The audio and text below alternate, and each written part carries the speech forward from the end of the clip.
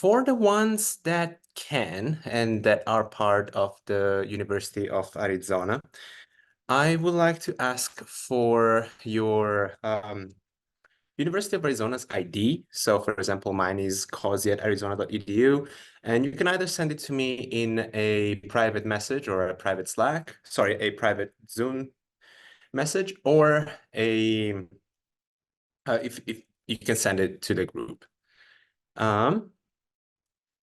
Why that is because all of a sudden I can add you to the Data Lab HPC group, which is going to be part of today. So I have added a number of you. I just want to double check before we actually get started that you can all be on board. So just please give me a minute. Thank you.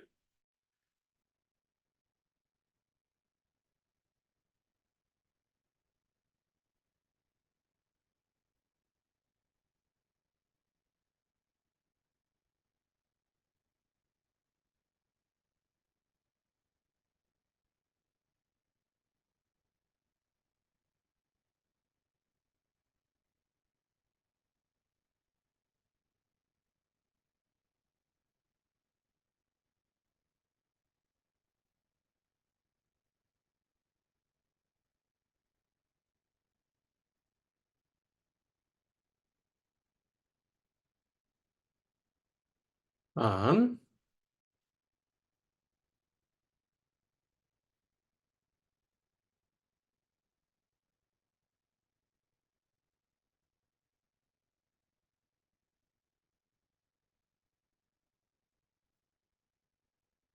just double checking.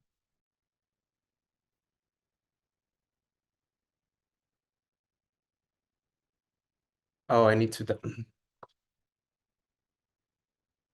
Would be extremely useful to have your phone by you today because you'll have to dual authenticate. Okay, let's see. Oh, I'm missing you.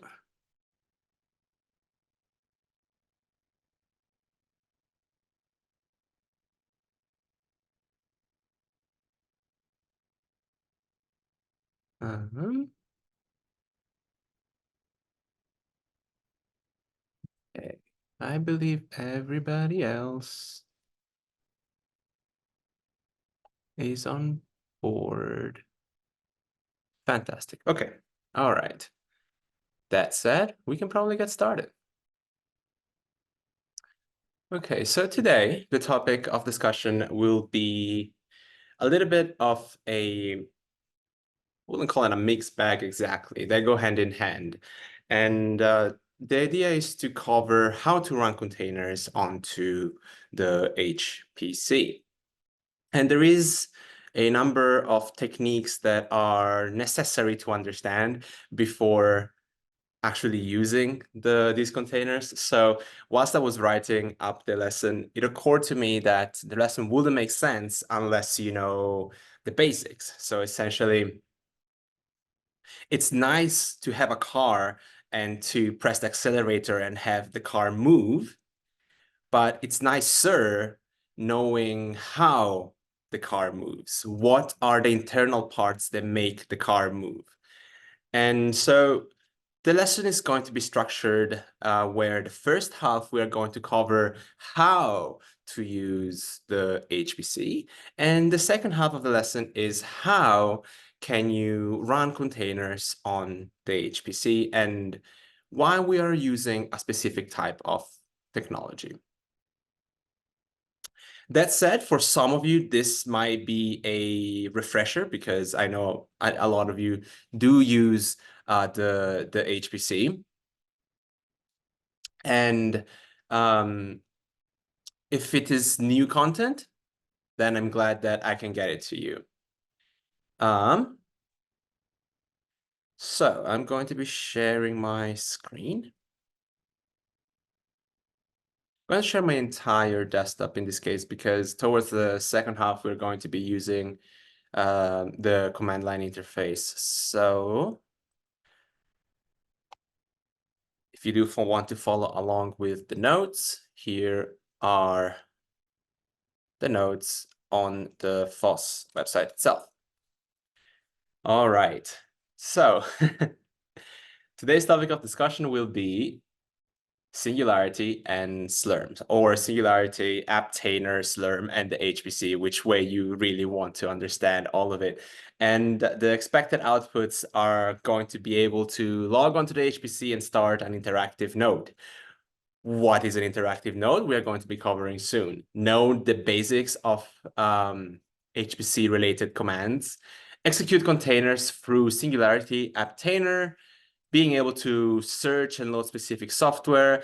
I had in plan to show you a Nextflow script running onto the HPC, but then I realized that this probably is going to be a lot of information, and if it is new to you, then I don't want to overload. So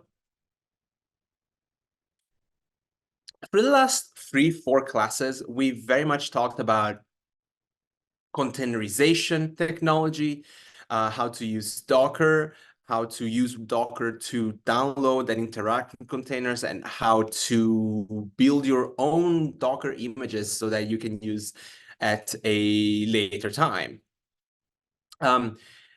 However, there is difficulties when it comes to running Docker containers on large compute such the HPC, and there is a reason, and that reason is permissions.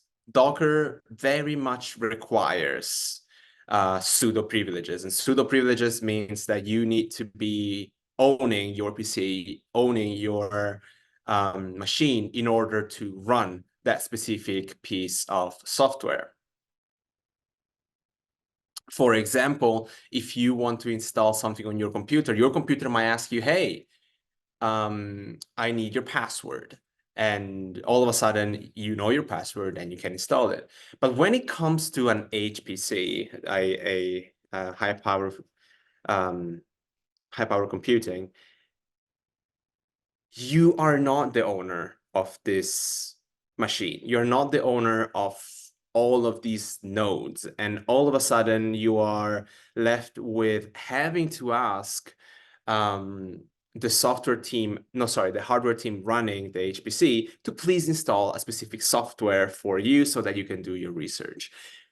But what if there is a workaround to that? And the folks behind Singularity and Apptainer, and I'm going to make the distinction between the two later on, thought of using container technology so that you only have to install one piece of software, and that is Singularity Apptainer, to run all of the containers that you require. And that to me is magic. Okay, we can do that. But how do we do that? Before we jump into Apptainer Singularity, I'm going to talk a little bit of the HPC and how trying to understand the HPC could be challenging. First of all, I would like to see a couple of hands go up, or a couple of check marks. If you do understand how the HPC works, give me a green check. If you don't know how the HPC works, give me a red X if you have used it or not used it as well. All right, I see a lot of reds and some greens. That gives me something to go with.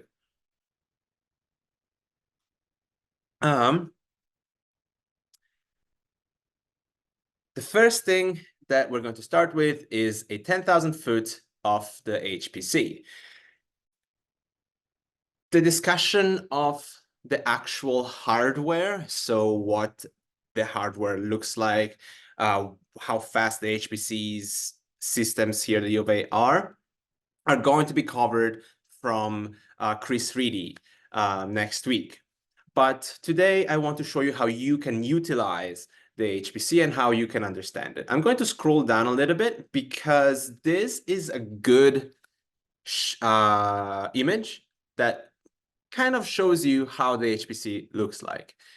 The HPC itself, the high power computing, is this part right here. It's literally, if you've never been there, it's a room full of computers, of servers that talk to one another. For you, in order to use all of this compute, you have to go through two layers of quote unquote security. The first is the Bastion host, and the Bastion host is called that because it prevents attacks coming from the outside world onto the HPC. It prevents users to overload the HPC itself. And well, for you, in order to log in, you will require a dual factor authentication to first get into the Bastion node, and from there get into the login node. I'm going to put it into practice. You are welcome to follow along. And for that, I need to make this a little bit smaller and to bring up my terminal. Make this a lot bigger so you can also see. So first of all, what we want to do is to get ourselves onto the Bastion node and from there onto the login node. And how do I do that? To do that, we will need to use something called SSH. We have learned about SSH in previous instances, such as in GitHub, or you may have used SSH in order to connect to someone else's computer. So in order for you to connect to the HPC, you will do SSH, your specific net ID. And I'm sorry, Kurt, that this will only function if you are a U of A affiliated person. HPC at UArizona.edu. And I'm also going to type it over here, SSH net ID at hpc.arizona.edu. I also have these right over here if you want to follow along. We're going to press enter. It's going to ask for your University of Arizona password. And it's then going to prompt, oh no. Okay, I'm going to try again, and this time type my password correctly. And then it's going to ask me for a dual push. And at this case, I'm going to press 1. And it's going to send to my phone the request for authentication. And finally, I should be through. Okay, great. So I wanted to get to this point before anything, because here what it tells me is a number of information, such as when you last failed to log in, literally the date when you last failed to log in, how you were trying to get in. And at this point, we're not at the HPC yet. We are at the Bastion host. The Bastion host now, sorry, we are past the Bastion host. We're now at the login node, where we can choose what system we want to use. Type shell to access the job submission host for all environments. But what does this mean? Fantastic, cool. This means that we are being asked to choose what system to use. Notice how I haven't chosen the system yet, but if I type in shell, it's going to give me 3 choices. It's going to give me the choice of Puma, Ocelote, and El Gato. And these are the 3 clusters that we have here at the U of A. And although it does look like a room full of computers, it's actually a room full of 3 different clusters. Let's just imagine it that the first 3 rows are Puma, the other next 2 rows are Ocelote, and the last row right here is El Gato. When it comes to choosing a system, I would strongly suggest going for something that's not too powerful or not powerful at all, and that puts us right at Ocelote. And Ocelot is kind of like the middle child over here. It was acquired in 2016. It's not the fastest. It has less than half the RAM than Puma does. It has many GPUs, many GPU cores, but at the same time, they're not as fast as the ones from Puma. I don't want to get into the too much details of, for example, how many cores there are. But for you right now, it's important to understand Ocelote is kind of like the middle child. The oldest child is Elgato. We're coming around to it being roughly 10 years old. And it's gone through elementary school. It has 16 cores, and that is very little. It has a maximum of 64 gigabytes of RAM, and they had to remove the GPUs because NVIDIA dropped the support for them. So Elgato is great if you want quick compute that doesn't require a lot of energy. Meanwhile, Puma is the newest arrived, and it's roughly 4 years old, and is, well, the fastest, the biggest, the strongest. I had the pleasure of testing Puma when nobody else was on Puma, and it was so incredibly fast. And then everybody joined in, and it was so difficult to get a node. So that was a lot of words just to say Puma is the fastest, Ocelot is in the middle, and Elgato is the slowest. For what we want to do today, I think we could get a node on Ocelote on Elgato. I'm gonna go for Ocelote. But I just wanted to show you where you are in the entire system. We have gone through connecting to the Bastion host, doing the two-factor authentication, and then getting onto the login node where we are asked for choosing what system we want. There is a question from Chris. What is our password for SSHing into this? How do we get this up if we just got our accounts set up with HPC? Okay, so everybody on campus, regardless of whether you have a PI or not, should have access to the HPC.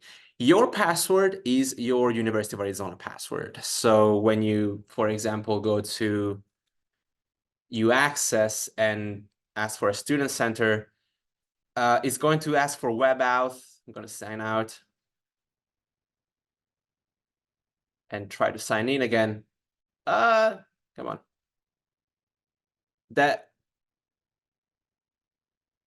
Oh my God. Let's try that again.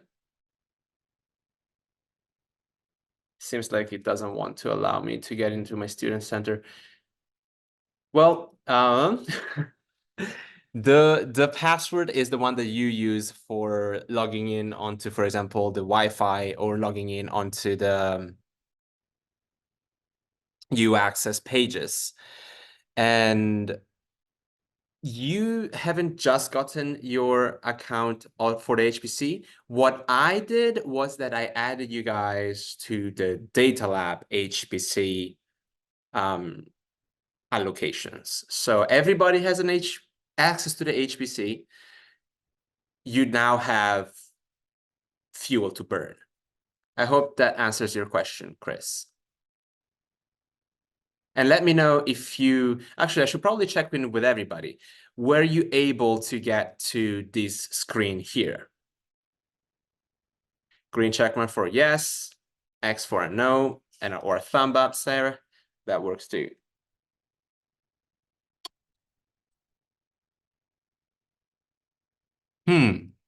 That's interesting.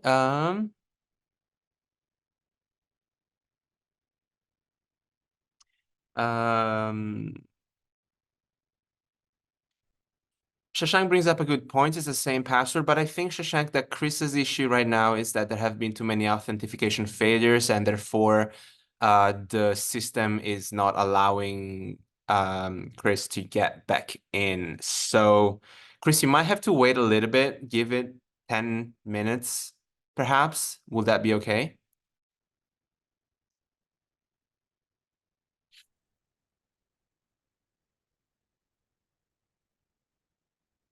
Okay, cool. You need to wait 15 minutes. If you just created your account, it takes time before you can log in. Well, the thing is, your account has already been created. Now you have fuel to burn, but I guess we just wait. Okay, Shashank asks to try the web version. If I wasn't going to try the web version so far, but um, oh, I'm typing it out. Open on demand.hpc.arizona.edu. This is the, oh, I didn't want it to redirect me already, but this is the web version. ood.hpc.arizona.edu stands for Open On Demand. And what Open On Demand does is that it allows you to request for specific clusters, so shell access, run specific jobs, look at the files, and also look at specific apps that you can start. Okay, so if that works for you, see if you can get shell access and you should be on board with everybody else as well.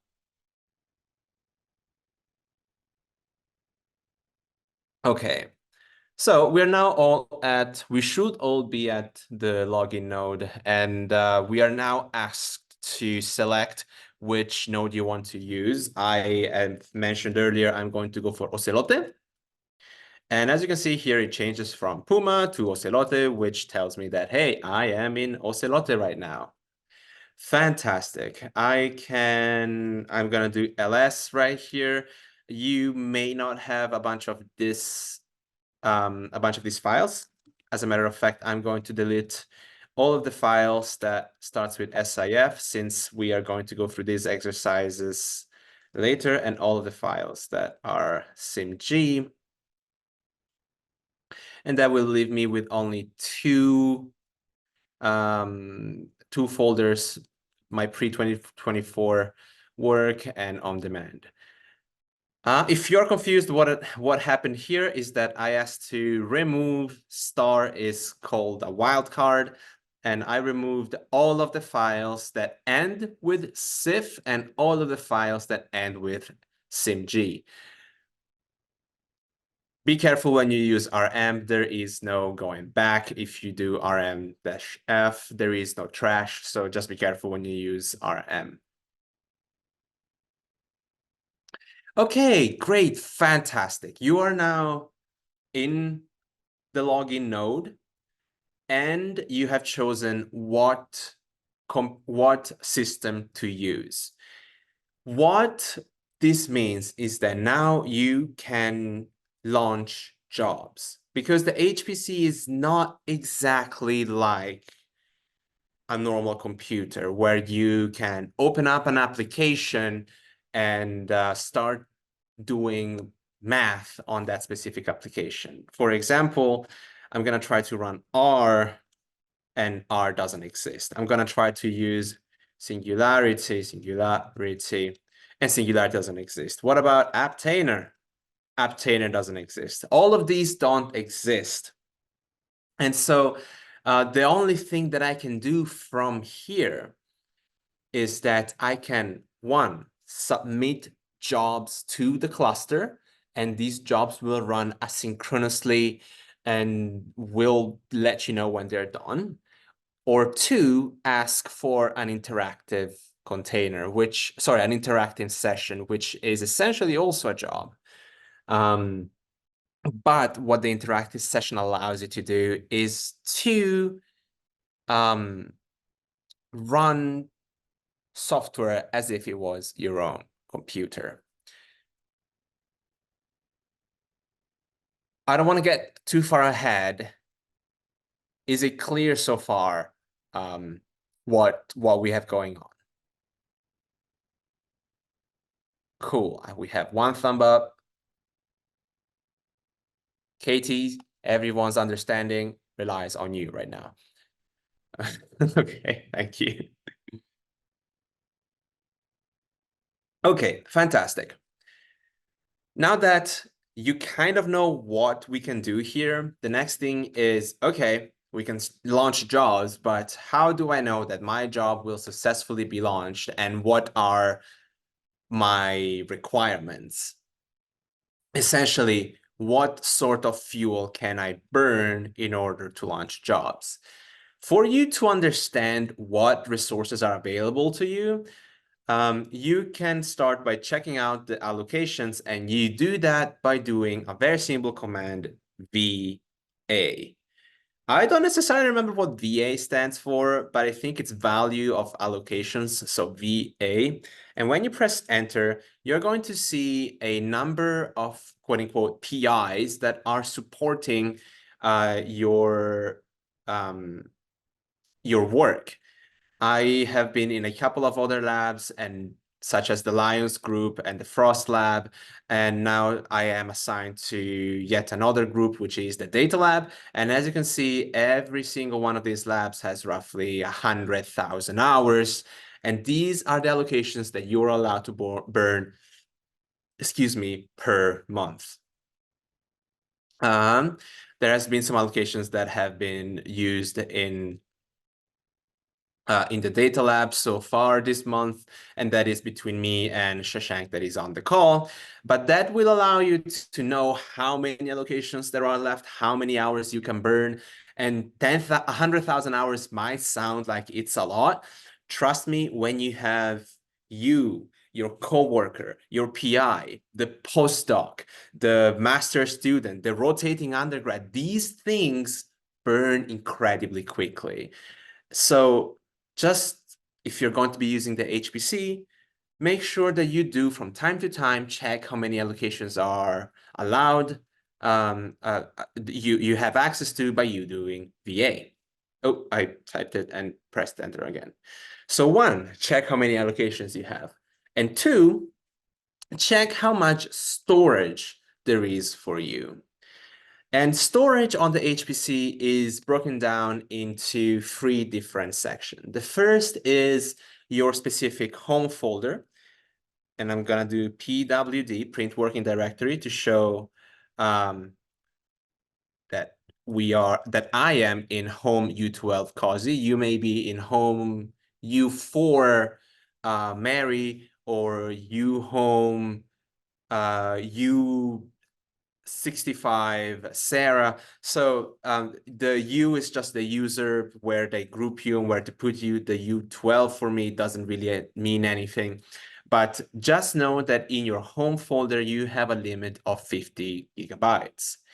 If you go to the Open On Demand website that I showed you earlier, it will also show you how much quota you have. For me right now, it seems like I'm running a little bit low. And I should probably go and do some cleanup.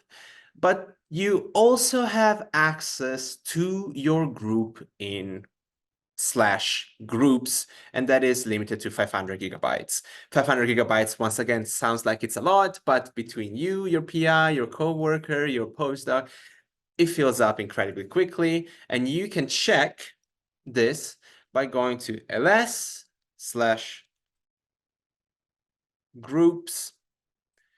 And if I just do this, it's going to give me a long list of all of the groups that exist. Right now, we are kind of stuck at using group COSI because I had to ask for the specific data lab allocation. So if I were to do ls groups/COSI, it shows that Shashank's folder is here, but anybody that's part of the data lab can create a folder under /group/COSI. We're going to be working and try and see if we can change this onto data lab in the future.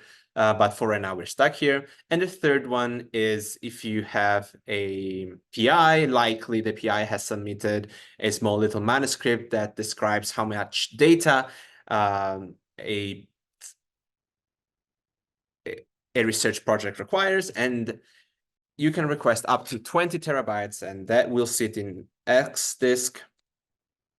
And as you can see here, this is all of the PIs that have submitted a request for at least 20 terabytes of X disk allocation. If I were to scroll back up, where we are right now is the login node. We are going to be doing compute onto the Ocelote nodes, and we are now viewing the shared storage right here at the bottom. I'm a visual person. I like to go back to this specific graph because it allows me to understand a little bit where I am on the HPC.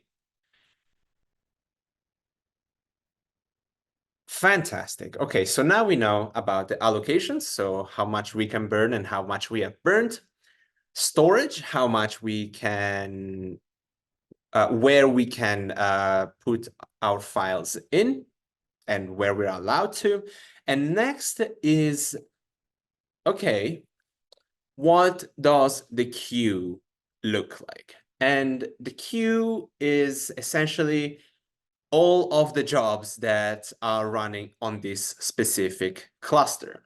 In order for you to understand, or in order for you to know how many jobs there are in the queue, you have to use a slurm command called sq. So if you type in sq, you have now this, I'm gonna make this smaller, really long output of hundreds of lines, and you can essentially see everybody that's running something. I'm gonna press Control C and it gets me all the way to the bottom. There is a couple of best practices when it comes to sq. The first is sq/head -n10. This will only show the first 10. And if you don't know what I'm doing here, is that I'm taking the output of sq and quote unquote piping it, so taking it and putting into something else. The next command is head -n10, which shows the first 10 rows. And I wanted to do this because it tells us a little bit of what we're seeing. And what we're seeing here is a specific job ID. So the job ID of this Krishna's person is 2890485. And this job ID is important because it's the ID that you will need in order to cancel, in order to restart that specific job. So the job ID is important for your compute, to understand your compute. And then you have the next is partition. Partition is essentially what was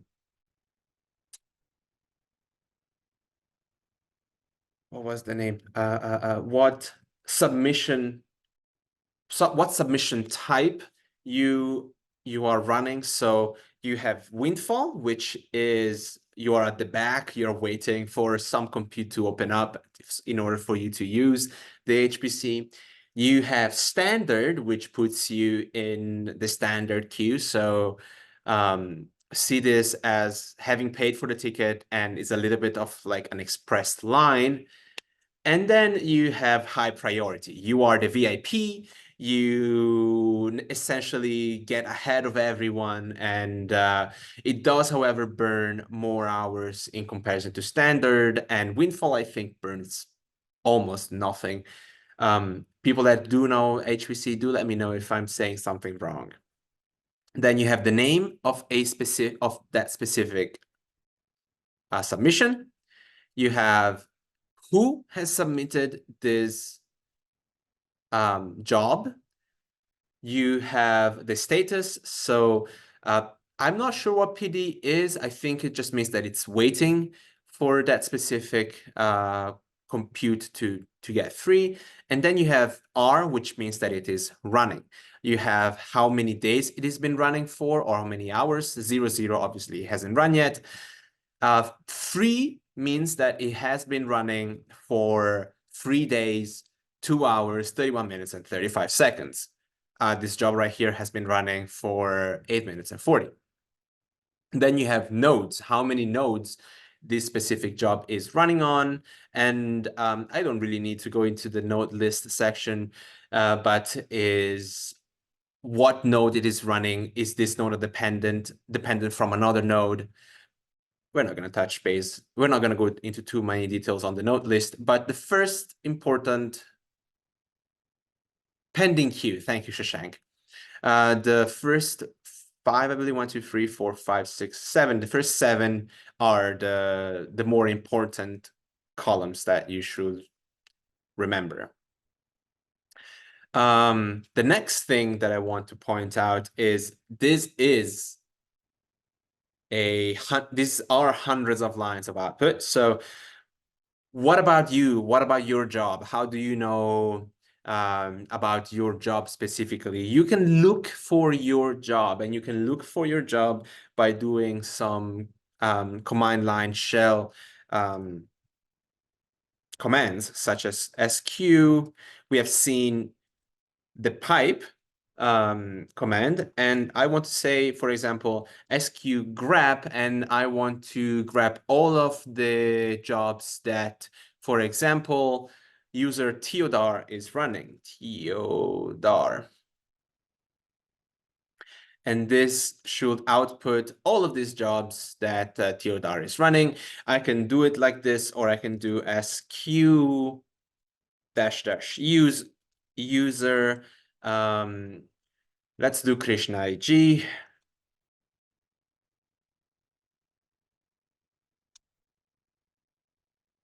Seems like, oh no, that's right. Did I misspell? Oh, let's just go Theodar. Theodar. And as you can see, it's the same number of outputs. You can, there is different ways to get to Rome. All roads lead to Rome. So if you have a problem, there is probably multiple ways to fix it. But this is important because all of a sudden you can keep an eye on your job, whichever job you are running. Cool. So now you know how to check on the allocations you have, check on how much space you have, and check how many people are in the queue. Is this a good time to launch your job? Should I be waiting? What partition should I use? Questions so far? If you give me a green check, we can just go right along. Or if you have questions, then fantastic. Just to let you know, I wish I knew all of this before I started doing the HPC, and that's why I'm starting from the very, very basics. Okay, moving on. HPC, slurms, and job submission. So it's slurm, not slurm.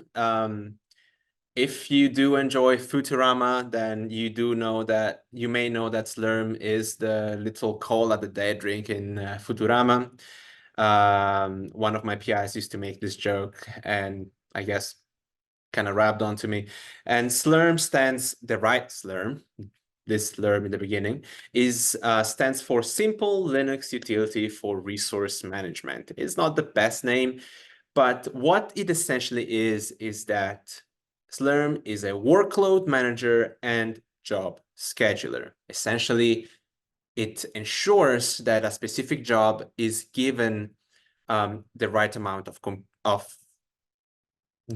RAM, the right amount of CPUs, if you're using GPUs, the right amount of GPUs, and it goes into a queue, and Slurm also takes care of that specific queue as well. As we did mention a second ago, I'm gonna make this a little bit bigger. There is 2 ways we can submit jobs. Remember, we cannot run compute onto the login node itself because it's a very, very small server. We do, however, require, in order to run jobs, request for a batch script or an interactive node. We don't have to go into too many details on what a batch job looks like today, but a batch job requires specific directives. And here is an example. Let me see if I can get both of these onto the same screen. So on the left, I have what the bash script looks like, and on the right, I have the purpose and explanation of it. So a bash script is script.script. You know, it can be absolutely anything. Script.slurm. But what is important is that it has these specific lines at the beginning. Some of them are optional. I believe all of these are required. And the first one is as batch. So slurm batch. So slurm batch script -- job name. Oh, it seems that I did not add it into the directive itself, but the job name is the name that you want to give it. This is the name that shows up here, Gauss 10, for example, or BE2B. And in this specific case, I wanted to run a small blast job. So you give it a blast name. Sorry, you give it a job name. The second line is the partition. You can set the partition to be windfall. You can set the partition to be high priority standard. Then you have as batch nodes. Unless you know what you're doing, I don't suggest you change it to be more than one. There is going to be a little bit of math involved into it, because all of a sudden you have to count. I'm going to scroll up a little bit here, how many cores there are, how many cores I'm allowed to have. For example, I can ask for 94 cores, but that will be nodes times 1. If you want to have more than 94 cores, then you will have to have 2 nodes with 94 cores. So I don't want to get into too many details about nodes itself. You are safe with just having one. And then you have task per node and CPU per task. These two kind of go hand in hand. Again, I don't suggest you have more than one node and one task, as long as you don't go over the amount of CPUs on that specific system. We are on Ocelote right now, and Ocelote has a number of max of 28 cores. So if you just stick with one node, one task, 28 nodes, you should be fine.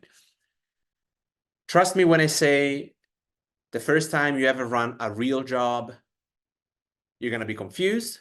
It's probably going to fail because of how you set up nodes and tasks. And after few tries, you're going to understand how many nodes you want, how many CPUs you want, how many tasks you want. But for learning purposes, keeping things at one will work fantastic. And then how much memory you want, 8 gigabytes. You do need to put G, otherwise it defaults to MB, megabytes, and that is bad. And then you want to add time. You want it in HHMMSS. You want this to be separated by colons. This means that this job is going to run for 2 hours. We haven't talked about it, but this is a good time to bring it up. I can close this one and scroll down over here. Remember just a second ago when I tried to run, for example, Singularity or Apptainer, it wouldn't load because we're on the login node. Well, when we are asking for specific tools and when we are running on a batch job, we can load specific tools using module load commands. Let's say that I want to launch Blast and I want a specific version of Blast. And so if I do module load Blast version 2.12.0, it will load up Blast. And then from there, I all of a sudden have my job written out. I know exactly how many nodes I need, how many CPUs and how much CPU I need, how much memory I require. And now I have my tool ready to go. And I just tell Slurm, hey Slurm, put this in the queue and just let me know when it's done. Ideally, that's what sbatch does. You write a small script. You write a small script with everything that you require. You put it in the queue, and eventually it gets run. To submit a specific script, you require the command sbatch, and you can use the command scancel in order to cancel the script. All of these commands you can find in the documentation. I have put the official documentation link in a number of places. This is going to be incredibly helpful if you ever need help running jobs on Slurm, on the HPC. Okay, but what we actually need to do, are going to be doing today, is launching an interactive node, because we are going to be playing a little bit around with container technology. And although it is possible to launch an containers using an sbatch, we want an interactive node to play around iteratively as we go along. And an interactive node, as I mentioned before, is a node that separates from the asynchronous sbatch jobs, and it gives you the possibility to all of a sudden load all the files, all of the software that you require on that specific node. It essentially gives you a small computer for you to work on. The quick and dirty way is just to type in interactive. If I type in interactive, it loads up a set of jobs, such as, it goes with the standard. It gives you 4 GB of memory per CPU. It gives you 1 node. You can do 1 task. It runs for an hour. It puts you in Windfall. You don't need to have anyone sponsoring you for this. You can literally just do Windfall and partition Windfall, but this means that you have to wait. You have to wait for that specific job to run, and this can go anywhere between seconds, minutes, and hours. And as I can see here, it just took me a few seconds, and all of a sudden, I have an interactive job. In order for me to exit from the interactive node, I just type in exit, and I am now outside I'm back onto the login node. Because we do have allocations, we want to use those. We want to have a little bit more of a beefy node, and we don't want to be on Windfall. So what are the necessary options required to run this interactive request? So here are the flags that you can use, some of the flags that you can use when requesting for an interactive job. You can use N, default value to 1, but this is the number of CPUs. You can use M, which is the amount of memory per CPU. You can ask for an account group, and this is where you want to use the data lab. And you don't necessarily need this -- partition equal, because if you put your -a flag, it gives you essentially the standard partition. And then you can go ahead and use the -t flag, which sets for how much time you want to run it, and -n, again, the number of nodes. There is no reason for you to put a number bigger than 1 if you're not going to be doing anything bigger. So I've put this together, and it's an interactive job. It's an interactive node request, which asks for 8 cores, 16 gigabytes of RAM, quote unquote, charges the data lab, and it's going to run for a maximum of 2 hours. So my request to you is to copy this and paste it, and just press N. It's going to be putting you into the queue, but as you can see, it was a lot quicker than your Windfall job. The Windfall actually was quite quick itself, but there have been times in the past where it just took forever for it to connect. So now you have your own interactive node, and I'm going to take a second to see if you guys can get on it, if you are following along. Give me a green check if everything is good, or an X if you're having issues. Also a good time for break. Also a good time for questions if you have any.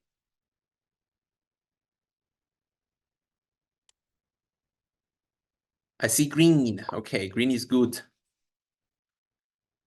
And okay, so more green, yay. We are now on an interactive node. What are the things that you need to know? Interactive nodes, if you don't do anything with them, I think 15 to 20 minutes is just going to disconnect and give the compute to someone else that may require it. So don't be idle for too long, otherwise you lose your interactive node. And I like to go back to the car.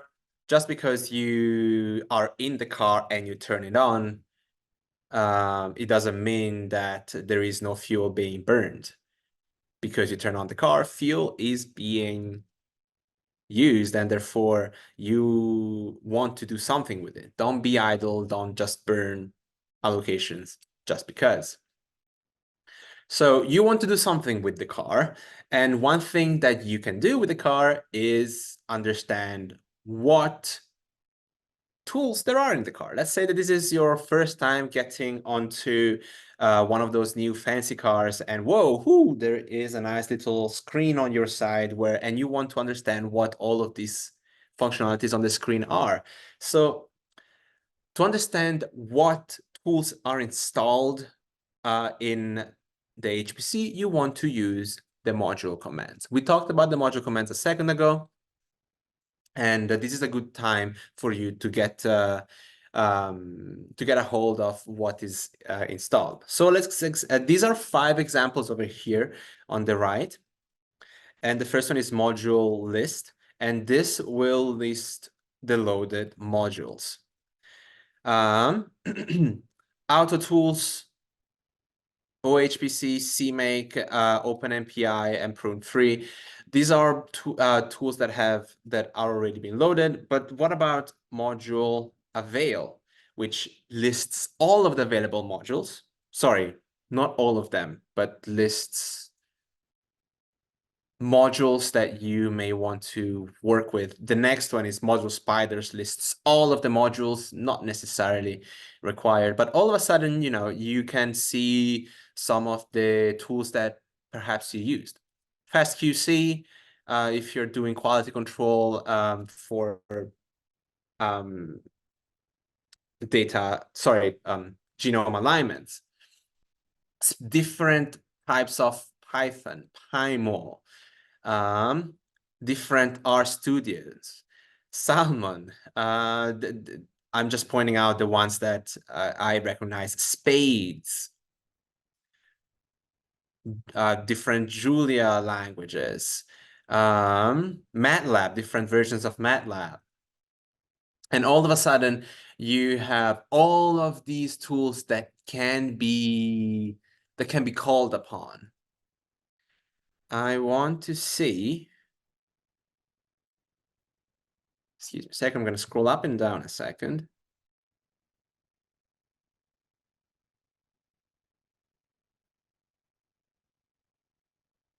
Cool.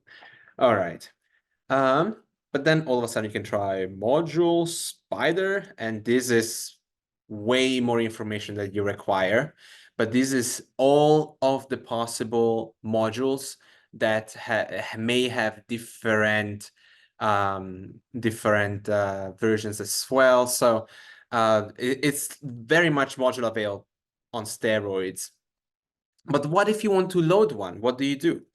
So let's say that I want to load FastQC just because I just saw it earlier.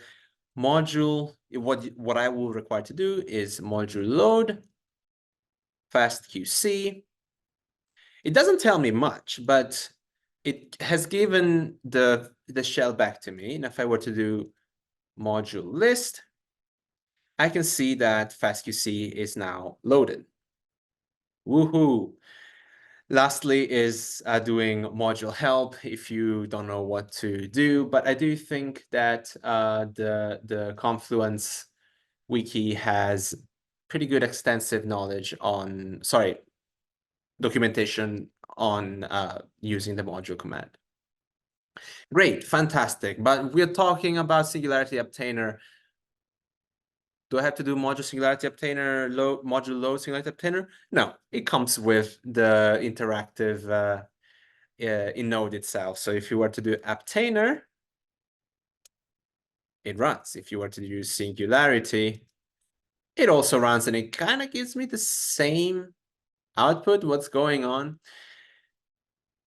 I'm going to explain it in a second, but what they did is that instead of when you type in Singularity, they are redirecting you to actually use Apptainer. What is going on? What does it mean? I thought we were learning about Singularity today. Well, we're going to be learning about what is going on right after the break. We're going to take a 10-minute break now and let everything kind of sink in a little bit because this was a lot of information. Do come back at 12:10 and let me know if you have questions. So, folks, thank you very much for your attention. I'll see you soon. All right, we are ready to resume. But before we do that, are there any questions that people may want to ask? Are you still guys on the interactive node? Yes, and I did have a question. Is the time, the expected time, like, is it setting a limit for how long you want the batch to run, or is it saying, or essentially you're allocating resources for that amount of time? So you would have to know how long your program would take. Yeah, so talking about the batch job first. The batch job, let's say that you allocate 10 hours, and that is the maximum amount of time that job is going to run for. But if your job ends in 1 hour, 2, 4 hours, then it is not going to charge you the extra 6 hours from there. So does that make sense, Sarah? Yeah, I was just wondering, like, how do you find out how long it will take? Remember, the first time you do it. Yep. Roughly 20 minutes ago, I said the first time you're gonna fail. So it's kind of the same on the same vein where the first few times you do run a specific job, you don't know exactly how much compute you require. You don't know exactly how long you require for the job to run. So there is a little bit of trial and error. If not a little bit, there is a lot of trial and error involved. My first ever job onto the HPC, I gave it a maximum of 24 hours. It was a blast job. It finished in a minute. So it very much is trial and error. How much compute can I request? But I'm hoping that Chris Reedy is going to answer the mathematics behind it more next week. So I believe we can get resumed on the next part of today. So I'm going to be sharing my screen again.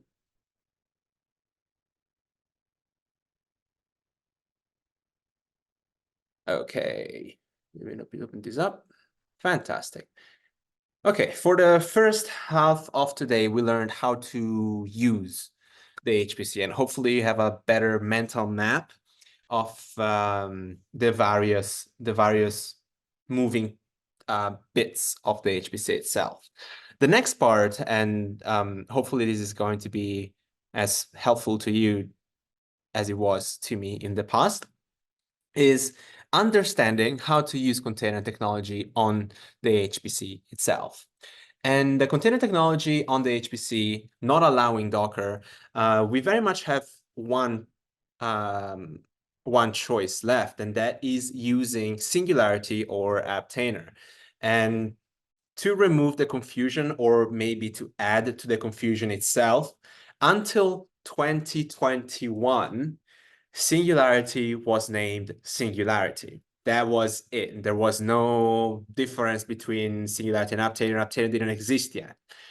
In 2021, the organization behind Singularity, Scilabs,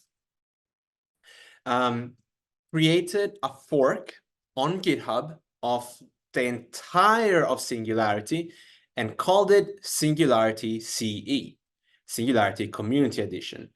I just opened it in a new tab, and this is Singularity itself. They have given this copy of Singularity to the world for people to work on and to understand how this works. This is now of the community. It's not being maintained. There is no new releases, but if you want to understand the technology behind Singularity, this is where you go.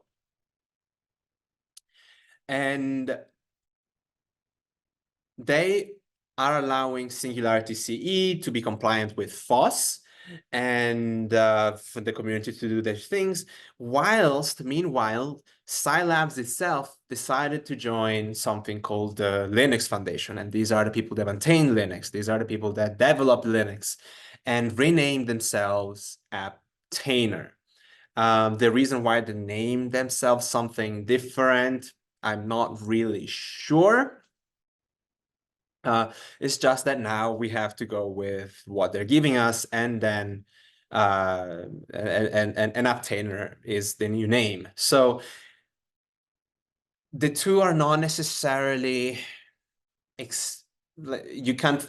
I like to use the two interchangeably because I grew up on Singularity. There is a lot of people out there that just like to make the difference between Singularity and Apptainer. They are a little bit exchangeable, but for right now, I'm going to go ahead and just use Apptainer going forward.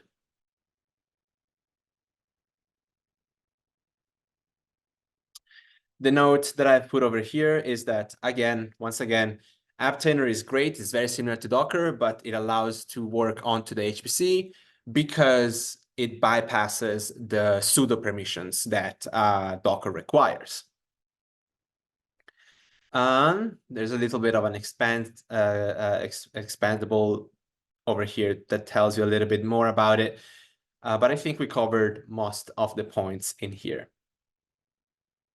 We do also have a container camp, some of the container camp information from the previous year. This is in case you want to get into knowing a little bit more of Singularity and containers, but we're not going to go into it as much. However, do understand that a lot of this content that you're going to be seeing now does come from there. We're going to run through them as much as we can. Like anything, the first command that you need to know is help. So what we're actually, I'm going to take a step back. The next section, we are going to go through general executable commands, how to run containers and how to interact with containers. So the first part is, what are my general executables? Well, if you do Apptainer help, it gives you, okay, these are the various help commands that I can do. But what it also adds is that if you do help and a specific command, then it tells you about that specific command. So if you were to do Apptainer help build, then it gives you all of the necessary, what are they called? Instructions, like we knew them from Docker. These are your from, these are your CMD entry point. In Apptainer, they don't use from, they use, for example, percentage percentage setup, percentage file. We're not going to be building Singularity Apptainer containers today. What? Okay, we're not going to be building Apptainer's container today, so perhaps Apptainer help pool. Oh, Apptainer help pool is a better example of this. It gives you what options you want to use, and so on and so on.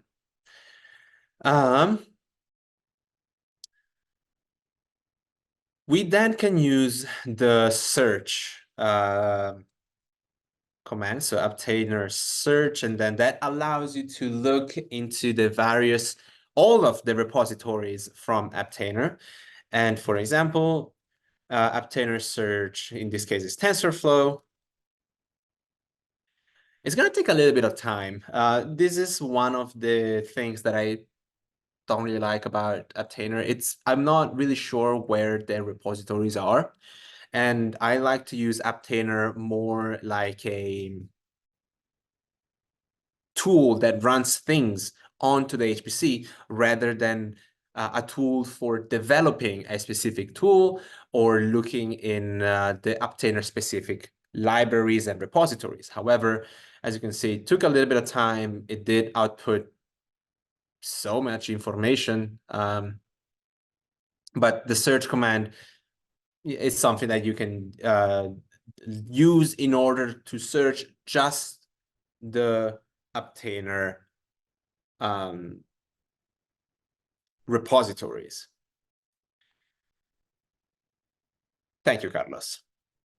And the next important command is the pool command. So for example, Apptainer pool. And this is the thing about, this is one of the big differences between Docker and Apptainer itself, is that in Apptainer you do have to specify where you're pulling it from. If you use library : / it's pulling from its main library. So pool library, its main repository, sorry, lol cow, and you press enter, it will download. Oh, okay, so I already have downloaded it. It's cached in the system. So it's using the cache system to download it. What I like about it is that there is no... One thing that I like about Apptainer is that when you download a specific image, it puts that image exactly where you're putting it. Because, for example, in Docker, where is the image going? Well, it does go in a specific repository, but in Apptainer, well, it goes right here. So that's one thing I like about it. Brandon says, anyone else get an error about no library client? Oh, no. What is the command you're using? Oh, no. I just did the Apptainer search TensorFlow and it said remote has no library client. Huh. Interesting.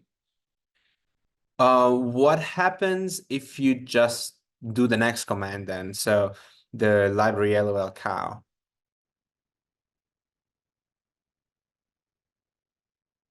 I got the same, and it says fatal. In What? red. Yeah. But my prompt doesn't have the base in it. So I'm wondering if I didn't pull out of one area before going into another. But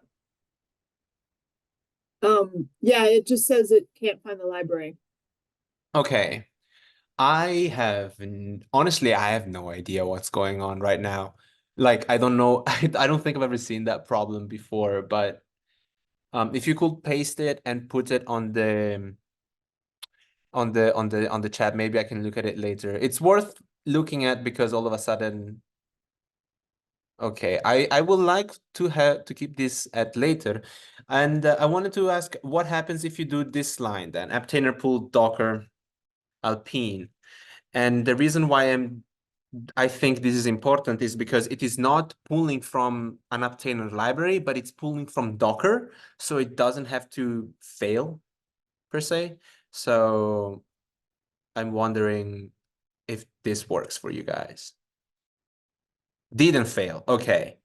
All right, good, because the rest from here on is going to be using things from the Docker repositories and not from the Apptainer repository. Let me check.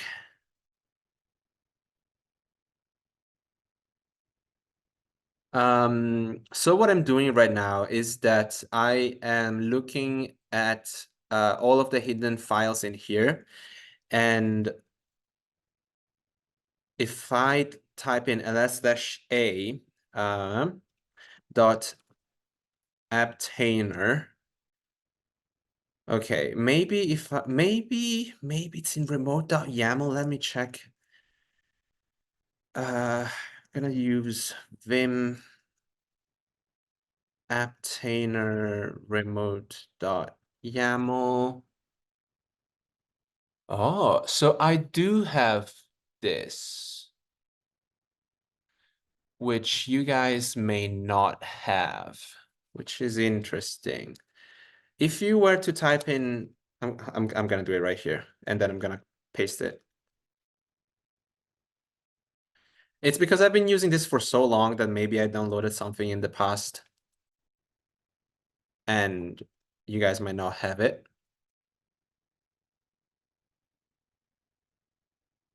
Does it give you the same output?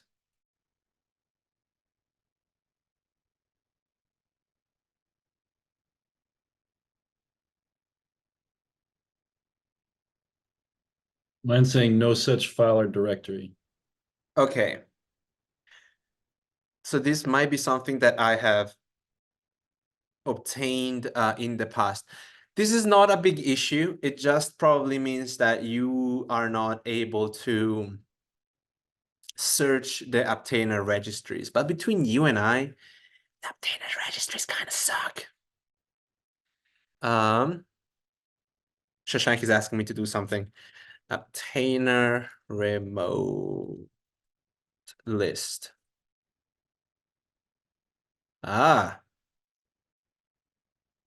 What happens if you guys do Apptainer remote list? Do you see something similar to this?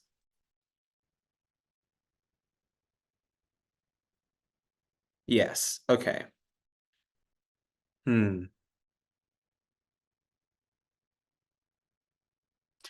Honestly, let's not get too frustrated on this. We are not going to be you missing the Scilabs cloud. Yeah, that's probably where I am there were this works on. You may I don't really know, but you may need to specify to look into default remote and the fact that it is not active. I'm not really sure. But let's not get too flustered onto this specific because we're not gonna go and use the Apptainer libraries and registries as mentioned before. So as long as you're able to run the Docker Apptainer command, then that works fantastic. And I do want to point out that when you do Apptainer pool docker dot / alpine, your Docker container, your Docker image is getting downloaded and transformed into a SIF image.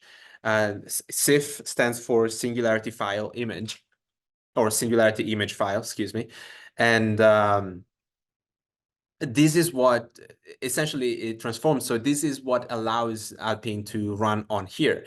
You shouldn't be able to do this if you had Docker installed, for example. Docker will have to do Docker run and everything, but Docker needs you to be the boss. Anyway, we're gonna see this running in just a second. There was something else that I wanted to cover at this point, but perhaps we can just continue. It seems like you guys may not be able to have to access all of these registries, but let's just concentrate in the Docker and the shop registry right now. And we might not even go for shop, we're just probably going to stick with Docker. But before you guys continue, I am going to remove my Apptainer cache.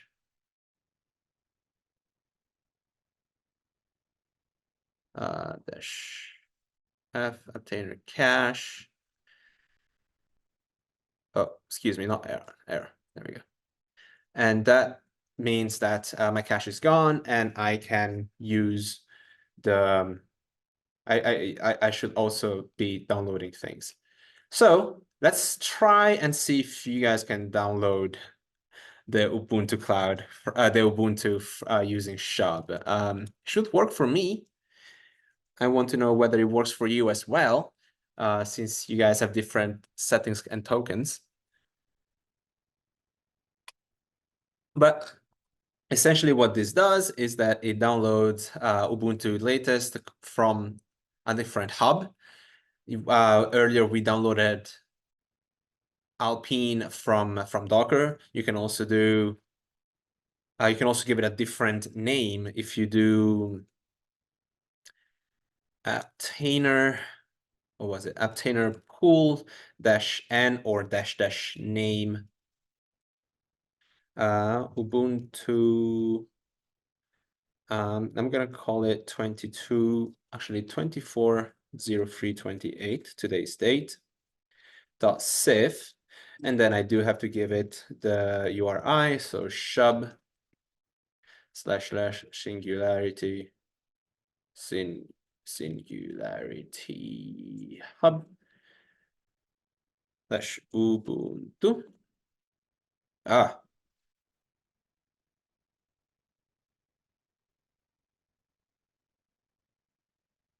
Excuse me, I can't really see.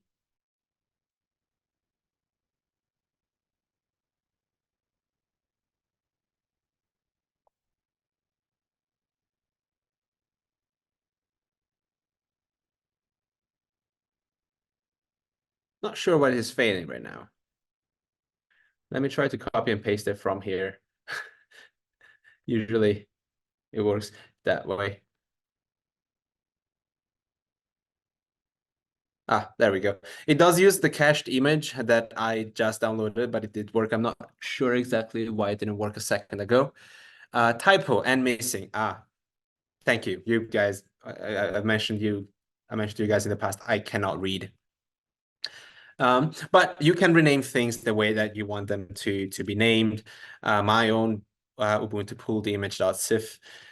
So good, fantastic. You can pull things from different libraries, and you can rename them the way that you want on the way down. It's not that as if you have already downloaded it, you can just do MV to rename it.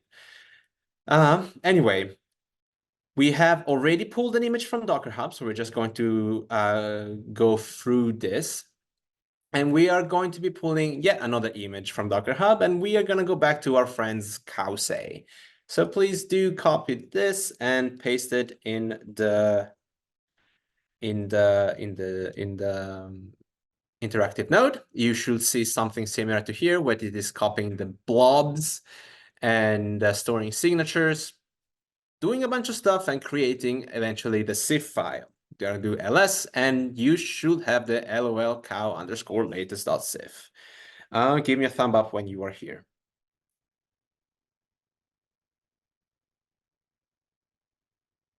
Thank you, Brandon. Thank you, Victoria. Coco. Yay, Katie. Okay, that's enough. That's enough for me to go forth. Okay, so Apptainer, very similar to Docker. Thank you, Chris, and thank you, Tuluwanimi. Very similar to Docker. Apptainer has a specific run script or run command, and that is Apptainer run. And then, well, in this specific case, we don't need to put the ID of the image. We just type in the full name of the image itself, and then in this specific case is lol cow latest.cif. And I mean, it should run as expected. It tells me, well, it's giving me the time. Thank you, cow, or that looks like a horse, but that's a cow. And it's also giving me the time again. Why is it not giving me anything that's funny? Underlay of H local time required more than 5078 bind mounts. That is That shouldn't be an issue. Well, fine. It does run the way that I'm. It does run, but it's not being funny, which is a little bit annoying. I did run this just yesterday. Are you guys having the same issue as me, or are you getting something funny?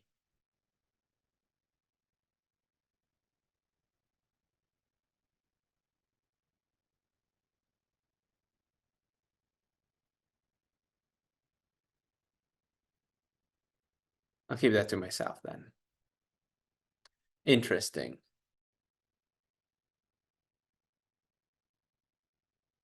All right. Oh, you are absolutely correct. I am running the wrong.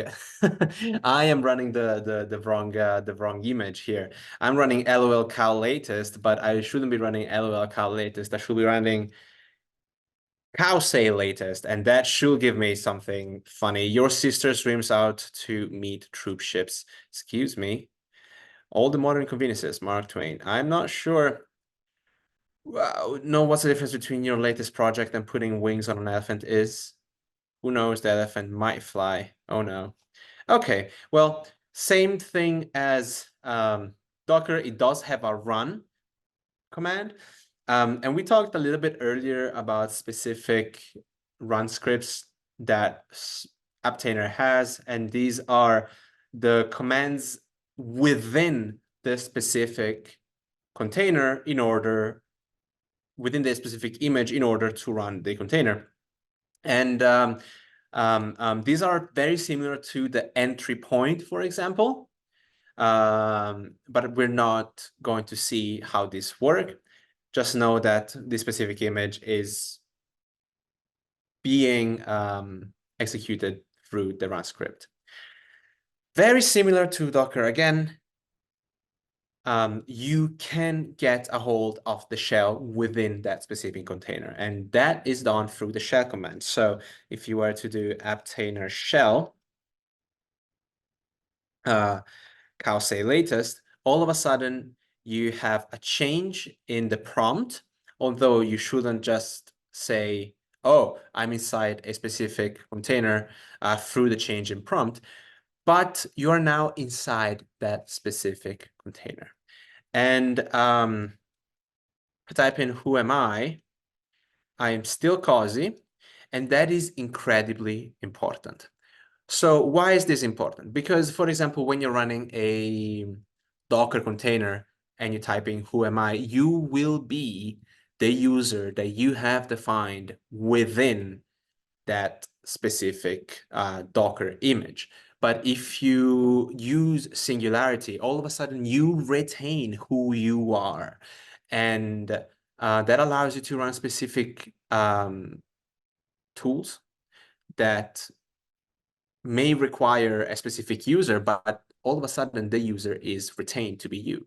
And what is the powerful thing coming from Apptainer Singularity is that all of a sudden, all the problems that are coming from Docker, they are kind of boiled down. So this is very much extremely powerful. Another thing that's extremely powerful, we talked about volumes at the end of last week, where you had to use the -v flag in order to create a volume between your Docker image, sorry, your Docker running container and your computer in order to have them talk. But if I am now, quote unquote, inside the Apptainer container, and if I were to do ls, I am seeing things that are on my computer. So all of a sudden, my interactive node is communicating, quote unquote, directly with the Apptainer itself. But I am inside the Apptainer image now, the Apptainer container. It is a little bit confusing, but it is powerful. This is when you do shell, you are creating something called an ephemeral container. Ephemeral container is essentially something that's created to run right here, right now. And as soon as you type in exit, it doesn't exist anymore.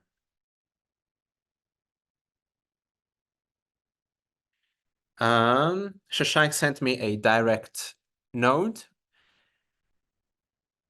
I'm just going to copy and paste it to everybody because this is going to answer a question for everyone. Apptainer search TensorFlow. This will work when the fellows will make a Scilab account. So you need a Scilab account and add a token to their Apptainer setup and activate it. You don't need to do that. Now I know why I have an extra code. I have an extra token. Okay, so now we kind of have an understanding of how Apptainer can be useful and how it is a little bit similar, but also quite different than Docker itself. I'm going to type in exit to get out of the ephemeral container. And the next command that I want to use is the exec command. And exec is a little bit exec is similar to the cmd command in Docker, where you are all of a sudden telling directly to Docker what you want. If I do Apptainer exec cowsay_latest, I can then go ahead and tell what I want the latest command to be. Today is overcast, but still is a beautiful day. Seems like it's failing. Fantastic. Why the hell is it? Oh, I know why. I know why. It's because I was not calling on the actual command that I required, and that was the command of cowsay. Excuse me. I have, oh my God. Okay, I'm gonna start again. Clear. There we go. And I can start again by saying Apptainer exec cowsay, and then ask the program within the container itself. So cowsay to say today is a beautiful day. And now it should work the way that it's supposed to work. Fantastic. Great. But now imagine creating a specific container or a specific image and have an executable and being able to tell that specific executable what you want. So creating, for example, a blast container image, and to be able to say, for example, Apptainer exec blast.sif blast, and then all of the required string that comes after blast n, actually, all of the commands that come after that, all of the commands, all the inputs, all of the outputs themselves. So you can create a Docker container, put it in Docker Hub, and all of a sudden pull it through Apptainer onto the HPC and have that specific container be executable onto a much powerful environment. I'm going to do Control C right now. I hope that this does make sense so far. And the last command that I wanted to run today was Apptainer inspect. And I want to do cowsay. And this is going to give you how it was built, when it was built, who built it, what program it was built. It essentially is a little bit of a hand in helping you understand how you should be running this specific container. Okay. I kind of blew through the second part, and perhaps this is not as clear on how to run containers on the HPC, but hopefully you have a little bit more understanding of how to execute containers onto the HPC. And I'm going to ask you guys for questions. Does this make sense? Is this something that you can envision yourself using in the long run? Do you want to try something by yourself? So I'm going to stop sharing and try and open the floor to you guys to ask questions before we go off and do other things. Should we quit the job that we started? I think I did. I think when I did exit, I wasn't actually in the Apptainer at all, ever. And so it said relinquishing job allocation, and then the number has been revoked. So I assume that I've quit out of the thing that we did in the first half. Yep. So if you see something like this, I 1, 6, and 5, that means that you are in the interactive job. And if you type in exit, then you get out of it. Yeah, okay, good. I'm not there anymore. Okay, fantastic. All right, well, yes, that was also another thing that I should have probably covered, how to stop your interactive containers. And if you just type in, sorry, your interactive jobs, and if you type in exit, then that does get you out of queue. Let me check one thing.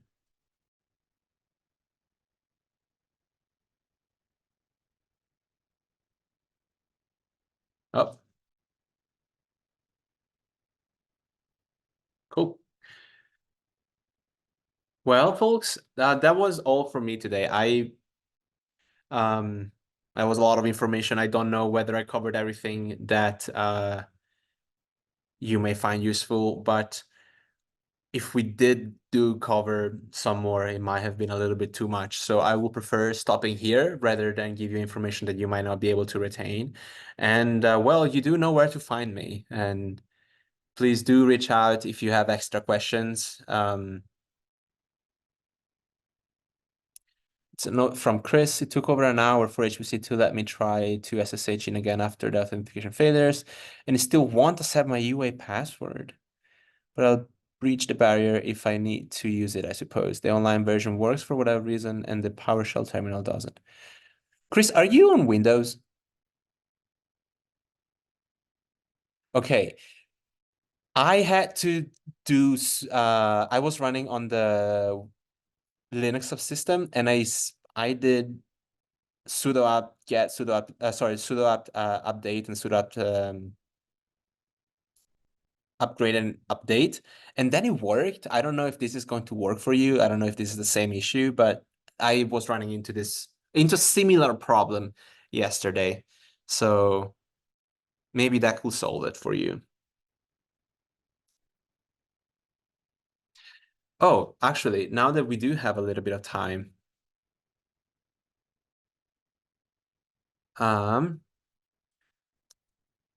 we talked about the open on demand. And open on demand is, excuse me. Okay, and open on demand is extremely useful if you want to run, for example, our jobs or Jupyter jobs. And the way that this works, I'm just going to copy this and put it in the chat again. And the way that this works is that you go up here on the top where you can ask for apps, and you can look for all the apps that they have. And for example, if you do want to have an interactive Jupyter notebook, just click on this, and you can choose what cluster you want. I'm going to go for Ocelote, and you want to run it for 1 hour. Say I want to have 4 cores running. I want 8 GB per core. you can ask for a GPU. Just know that if you do ask for a GPU, it's going to take some time. Coco, this is for you, okay? And here you can just put data lab, and it's going to put you in standard and click launch. This is for anybody that requires, for example, a Jupyter or running R or MATLAB and require more than, for example, what is given to you through Colab. But also it's quite similar to how you can run things on Cyverse. I usually tell this to people that are part of the University of Arizona. If you have the ability to use the HPC and you know how to, then there is no reason for you to use Cyverse. Don't tell this to my bosses, but you can. So now all of a sudden you can connect to Jupyter, and then all of a sudden you have access to the same folders that you had just on an interactive Jupyter running on the HPC. So I can create new. I want a Python free. Do know that you can't install things on here, but this is a functional Jupyter. HPC is really nice. Yeah, HPC is really nice. Okay, I'm going to leave the site and quit. And if you do, again, you start a job, you turn it off, and you click here to click delete to stop it. But this is really extremely powerful as well. And okay, now I'm going to stop sharing. So, folks, I believe this is all of the information that I have. You guys now know a little bit more how to use the HPC. Next week, Chris Reed is going to come in and talk a little bit more about it, give you more information on how to run things that you may need to run. But folks, I'll see you next week. Have a great week ahead, and party hard, question mark. Take care, folks. All right, later, Michele. Thanks, man. Ciao. All right, brother.